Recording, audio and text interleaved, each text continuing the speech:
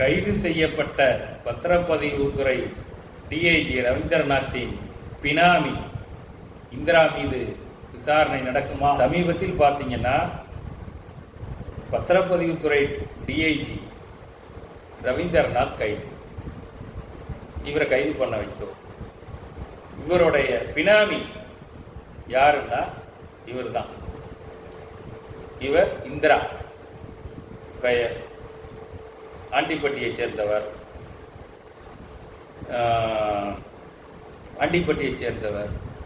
இவர் ரவீந்திரநாத்தோட பினாமியாக செயல்பட்டவர். இது பதிவுத்துறையில் உள்ள எல்லா அதிகாரியும் தெரியும். துறை ரீதியாக விசாரணை செய்தால் உண்மை வெளியே வரும். அடுத்தது பார்த்தீங்கன்னா பினாமினா என்ன அப்படிங்கன்னு பார்த்தீங்கன்னா, இந்த அம்மா இந்திரா தனது தங்கை, தம்பியோட மனைவி மற்றும் இவருடைய குழந்தைகள் பேரில் ஏகப்பட்ட சொத்து வாங்கி போட்டுக்கிறாங்க. எங்கன்னா தேனி, ஆண்டிப்பட்டி, திருமுல்லவாயல், அம்பத்தூர், பெரம்பூர் ஆகிய பகுதிகளில் வாங்கி போட்டிருக்காங்க. இது குறித்து சிபிசிஐடி போலீஸார் விசாரணை செய்யும். இது எதுக்காக சொல்றாங்கன்னா, இந்த இந்திராவோட கணவர் தற்கொலை பண்ணிக்கிட்டார் ரயிலில் விழுந்து. அந்த கேஸில் இருந்து